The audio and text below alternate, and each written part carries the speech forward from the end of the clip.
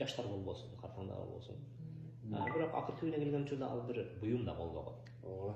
Мен айтат элем ошо жаштарга кайрылып туруп, жаштар үй бүлө куруп, келинчек аларга ошол келинчекке маани бергенде, машинеге маани бергенчелик маани берсек, биздин жашообуз бир канча жакшы болот эле.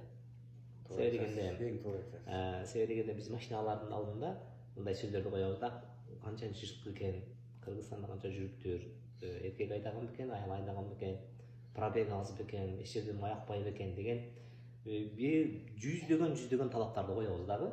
Анан ошолордун баарына каныгып, бирок ошол машина алганга чейин дагы ал машинеде болгон тааныштык бар, адистерге жолугуп, алардын тажрыйбасын угуп, анан алса болобу болбойбу деген суроону койгондон кийин канааттандырып турган жооп тапкандан кийин анан эмне кылабыз?